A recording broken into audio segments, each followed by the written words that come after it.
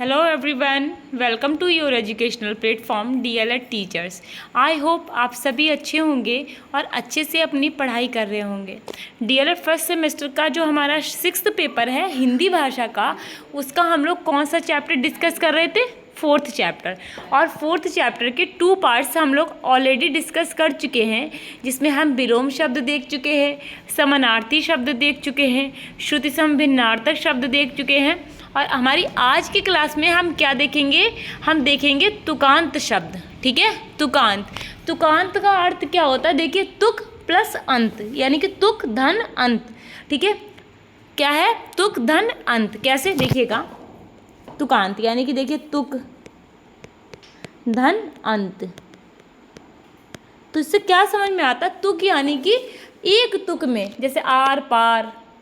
ठीक है, और क्या कहते हैं? जल कल, जल थल।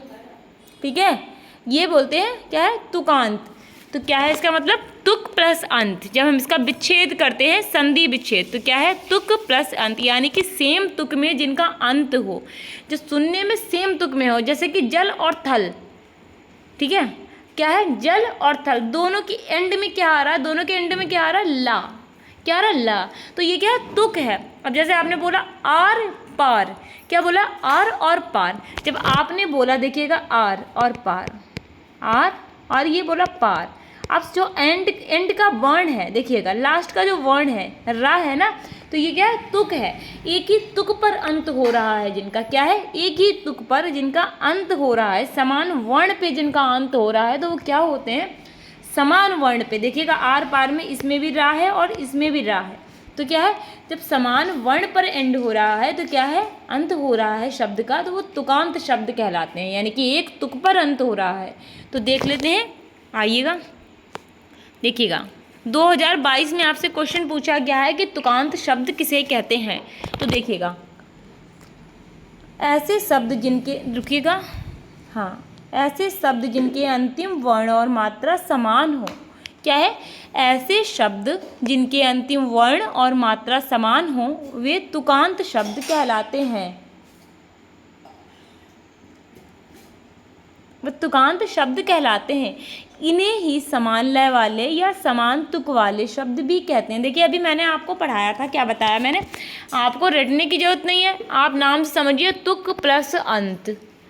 ऐसे वर्ण, ऐसे शब्द जिनका सेम वर्ण पे एंड होता है, यानी कि एक ही जैसे वर्ण पे, एक वर्ण पे, जैसे जलमल, सीता, गीता, और क्या है, आर पार। ठीक है, और धन वन रवि कभी खाना पीना। ये क्या है? जब सेम वर्ण पे एंड हो रहा है, अंत का वर्ण जो है सेम है। तो आपको क्या डेफिनेशन लिखनी है? अगर आपके पास ये क्वेश्चन आ जाए क्वेश्चन पेपर में आपके, तो क्या लिखना है? ऐसे शब्द जिनका अंत समान वर्ण पर होता है, क्या कहलाते हैं? तुकांत शब्द कहलाते हैं। ये मैंने डेफिनेशन आपको लिखवा दी है, लेकिन आप अपनी भाषा में ऐसे लिख सकते हैं, ऐसे शब्द जिनका अंत समान वर्ण पे होता है, उन्हें क्या कहते हैं? तुकांत शब्द कहते हैं। देखिएगा, क्या लिखा है? ऐसे शब्द जिनके अंतिम वर्ण और मात्रा समान हो, वे तुकांत शब्द कहलाते हैं। अब इन्हें क्या कहते हैं? देखिएगा, समान लय वाले या समान तुक वाले शब्द भी कहते हैं। समान लय वाले क्यों कहते हैं? देखिएगा, आर पार सेम लय है ना, इसलिए कहते हैं। अब देखिएगा, आगे दिखाते हैं आपको। तो क्या है? समान तुक वाले शब्द। ठीक है, अब हम क्या देखेंगे? इसके उदाहरण देखेंगे। देखिएगा, बार बार बता रही हूँ, अगर आपसे क्वेश्चन पूछते हैं कि तुकांत शब्द किसे कहते हैं, तो ऐसे शब्द जिनका ऐसे शब्द जिनका अंतिम वर्ण समान होता है, तुकांत शब्द कहलाते हैं। अब देखिएगा एग्जाम्पल्स। देखिएगा, आर, क्या है? आर और पार, इसमें भी रा है, इसमें भी रा है, अंतिम वर्ण रा है, तो क्या हुआ? तुकांत। अब क्या? सीता, गीता, सीता में भी एंड में ता है और गीता में भी एंड में ता है। ठीक है, नट और खट, नटखट, यानी कि इधर भी टा है, उधर भी टा है, अंतिम वर्ण। खाना पीना, अंतिम वर्ण ना है। धन वन, अंतिम वर्ण ना है। क्या है? रवि और कवि, अंतिम वर्ण वाह है, वी, रवि कवि।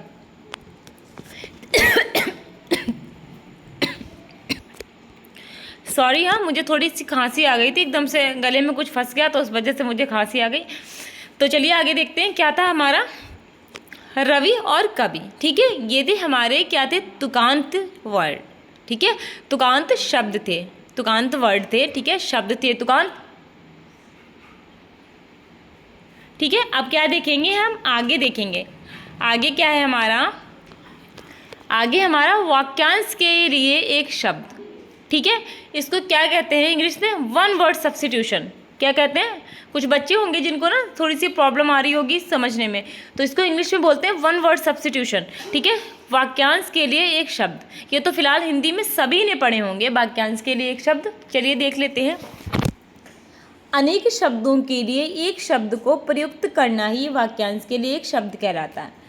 अनेक शब्दों के लिए जब हम एक शब्द को कहते हैं, जैसे मैंने क्या बोला,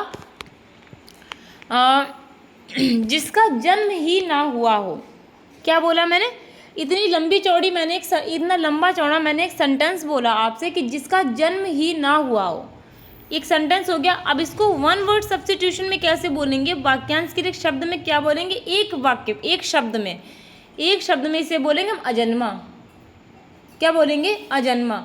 अब इतनी लंबी चौड़ी बात मैंने आपसे कही कि जिसका जन्म ही ना हुआ हो, ठीक है, और एक में बोलेंगे अजन्मा, हो गया। तो यही है हमारा वाक्यांश के लिए एक शब्द, कि अनेक शब्दों के लिए एक शब्द को प्रयुक्त करना ही वाक्यांश के लिए एक शब्द कहलाता है। चलिए अब हम देख लेते हैं आगे हमारे शब्द कौन कौन से हैं। चलिएगा, हाँ यहाँ से स्टार्ट करते हैं हम। ऐसे आपको कॉलम बना लेनी है, वाक्यांश एंड देन एक शब्द।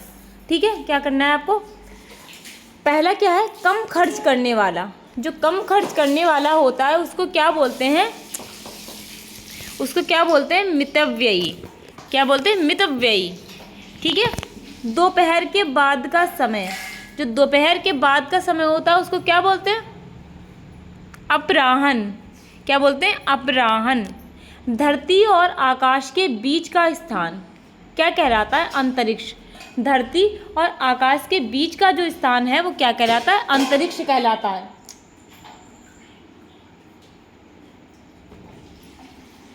जिसकी कोई उपमा ना दी जा सके तो क्या कहलाता है, अनुपम। ठीक है, जिसकी कोई उपमा ना दी जा सके वो क्या कहलाएगा, अनुपम। जिसे जीता ना जा सके वो क्या कहलाएगा, अजेय। क्या कहलाएगा, अजेय। जिसका शत्रु जन्मा ही ना हो क्या कहलाएगा, अजात शत्रु। अब अजात शत्रु एक शासक भी हुआ है हमारा, ठीक है, ध्यान रखिएगा, वो आपको मैं सोशल में पढ़ा चुकी हूँ। जिसका शत्रु जन्मा ही ना हो उसको क्या बोलेंगे, अजात शत्रु।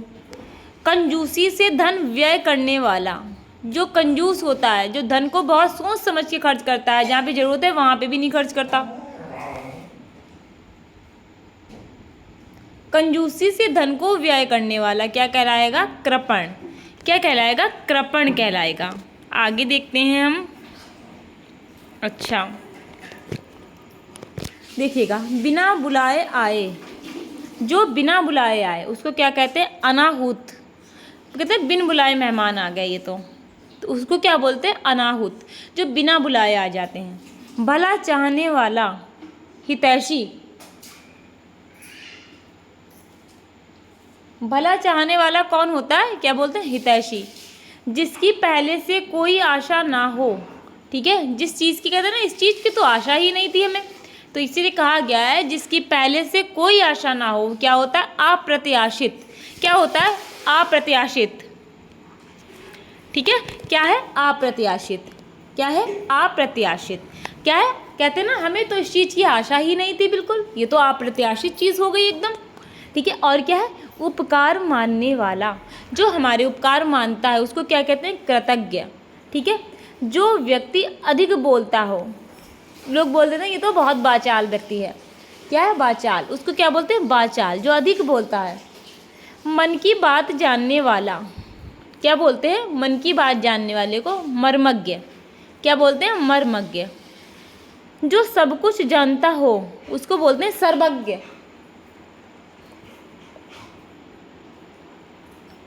ठीक है, क्या बोलते हैं, जो सब कुछ जानता उसको बोलते हैं सर्वज्ञ।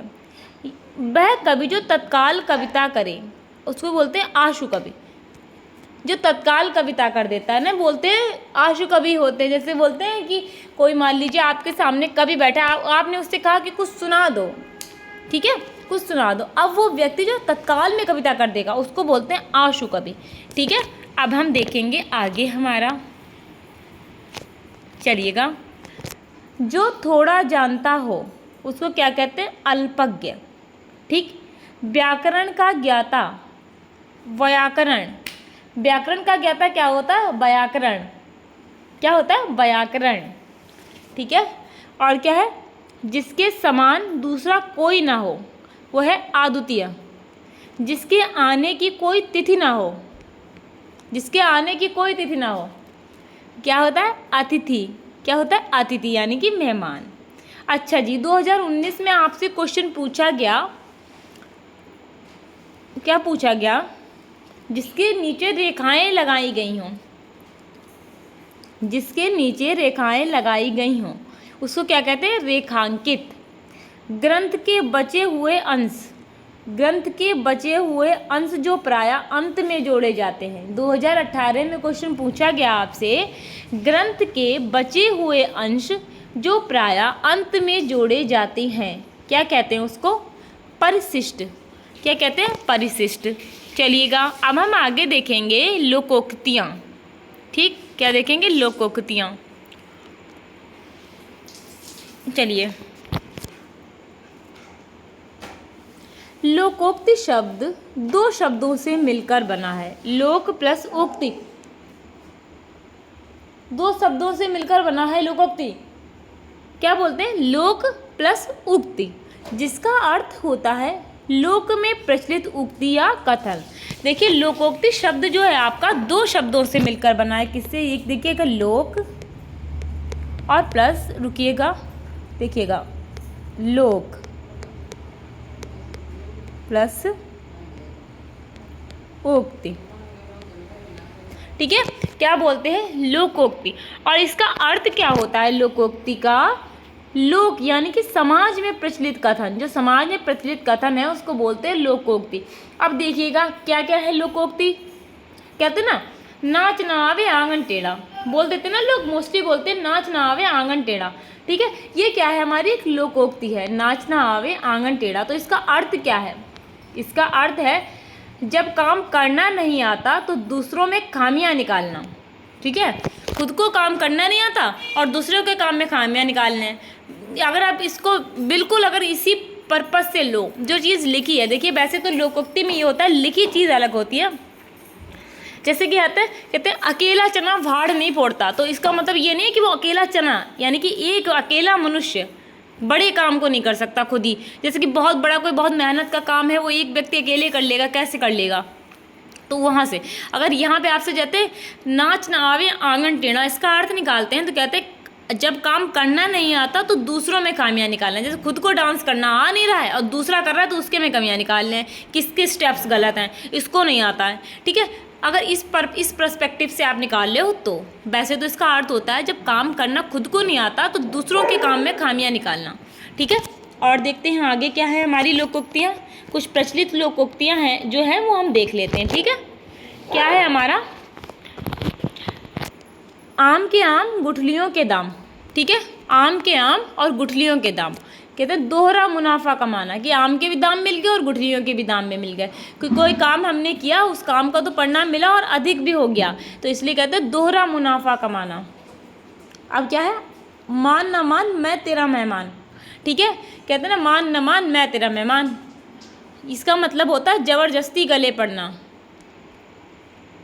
हाँ जी, क्या है, कहते हैं ना कि मान ना मान मैं तेरा मेहमान, इसका अर्थ होता है ज़बरदस्ती गले पड़ना, किसी के ज़बरदस्ती गले पड़ जाना।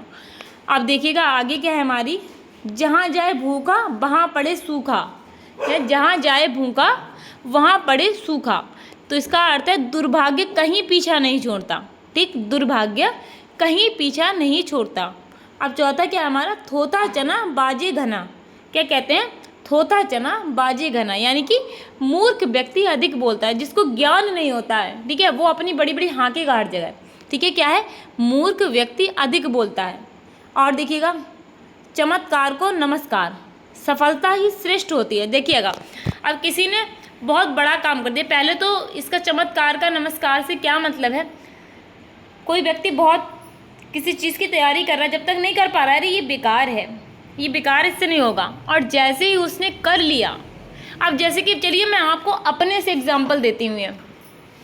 अभी मैं आपको पढ़ा रही हूँ, ठीक है, इस चैनल पर सब्सक्राइबर्स बहुत कम है, बहुत कम सब्सक्राइबर्स हैं, ठीक है। तो क्या है, अभी लोग जो आते हैं कुछ और बिना देखे वीडियो को चले जाते हैं, अरे यार इसके तो इतने कम सब्सक्राइबर्स हैं, क्या ही पढ़ाएंगे, ठीक है।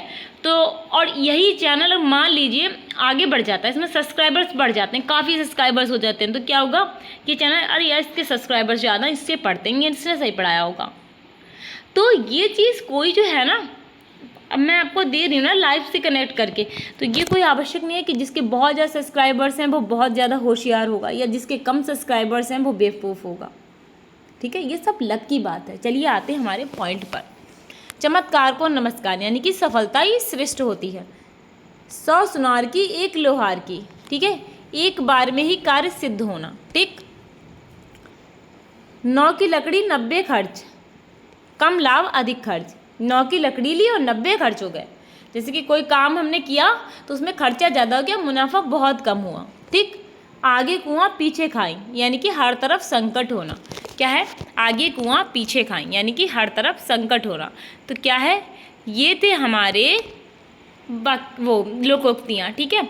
अब यहाँ पर क्या होता है फ्रेंड्स, आपका जो ये जो है चैप्टर 4,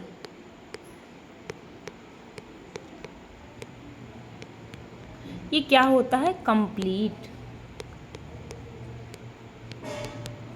ओके। आपका चैप्टर 4 कंप्लीट हो गया। अब क्या करना है, आपको जो है नोट्स बनाते चलने हैं। बार बार कहती हूँ, हर बार कहती हूँ, कहते कहते थक गई हूँ, और मुझे नहीं मालूम है कि आप लोग नोट्स बना रहे हैं कि नहीं बना रहे हैं, क्योंकि मेरे पास कोई भी कमेंट नहीं आ रहा है, ठीक है। अगर नोट्स बनाते हैं तो कमेंट करके बताया करिए कि मैम मैंने नोट्स बना लिए, ठीक। अगर आप लोग नोट्स बना रहे हो तो ये सबसे ज़्यादा बेनिफिशियल आपके लिए है, आपके एग्ज़ाम्स के टाइम पर आपको बहुत हेल्प करेंगे, और आप बहुत अच्छे मार्क्स गेन करेंगे, ठीक। अगर वीडियो अच्छा लगा है तो लाइक करना मत भूलिएगा, एंड हमारे चैनल को सब्सक्राइब करना भी मत भूलिएगा। और क्या करना है, अगर वीडियो पसंद आता है तो अपने फ्रेंड सर्कल में वीडियो को शेयर ज़रूर कीजिए, ठीक। और क्या है, बेल आइकॉन को प्रेस कीजिए।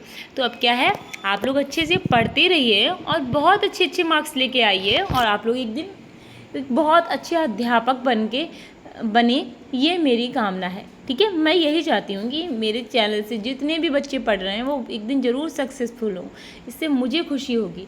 और अगर आपको अच्छा लगना है ना तो देखते रहिए और जुड़े रहिए हमारे चैनल पर। और ठीक है, आज के लिए इतना ही, मिलते हैं हमारे नेक्स्ट क्लास में। तब तक आप लोग अपना ध्यान रखिए, take care, bye bye, see you soon, bye bye.